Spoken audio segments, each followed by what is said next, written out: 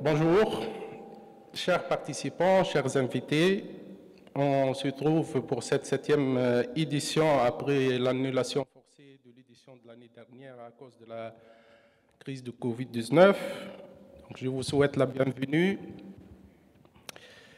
et j'espère que vous êtes tous en bonne santé. Je voudrais aussi saluer les participants qui sont avec nous en mode virtuel. Donc on a aujourd'hui une estimation de 150 personnes qui sont connectées à distance. Nous avons commencé la préparation de cette édition depuis le début de cette année, qui se déroule pour la première fois en mode hybride.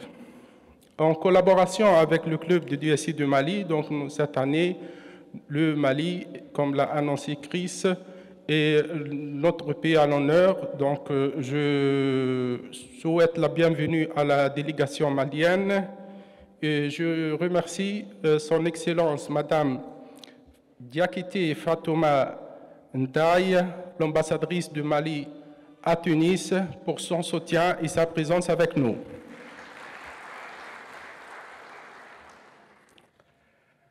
Notre forum du DSI joue un rôle de plus en plus important.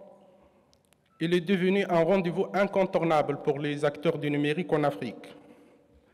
Cette réussite, on la doit en premier à votre participation active, chers DSI africains, mais aussi à la confiance renouvelée de nos partenaires sponsors, que je tiens à renouveler mes remerciements et ma gratitude.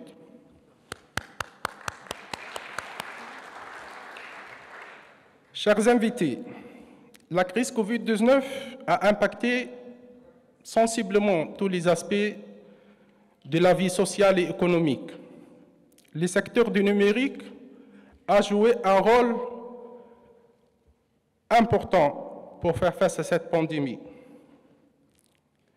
Du télétravail au développement de nouveaux services et applications, les entreprises ont réagi différemment en face de cette crise. Le forum du DSI ne pouvait pas être insensible à cette crise. C'est dans ce contexte que le comité d'organisation a choisi comme thème la crise comme accélérateur de transformation digitale. On aura 3 jours pour approfondir ce sujet et en discuter. Je voudrais juste annoncer 3 nouveautés dans cette édition.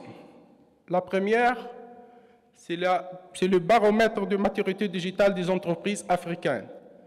C'est une étude qu'on vient de lancer par le Forum avec la participation cette année de 160 DSI africains. Il s'agit d'une étude qui va nous permettre de suivre chaque année l'évolution de la situation, je dirais, de la transformation digitale dans nos pays.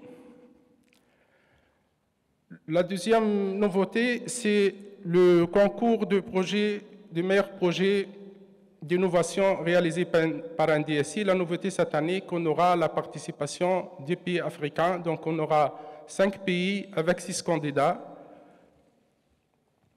La troisième nouveauté, c'est le prix de Abdelouaheb Ben Ayed pour l'innovation.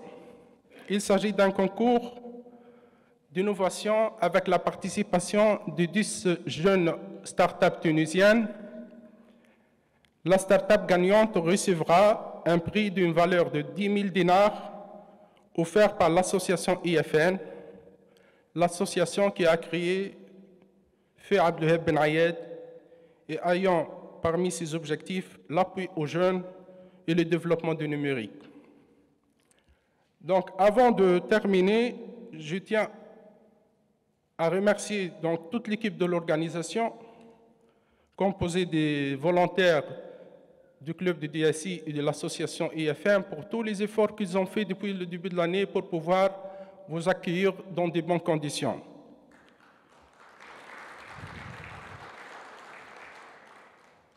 Encore une fois, merci et je vous souhaite un bon forum.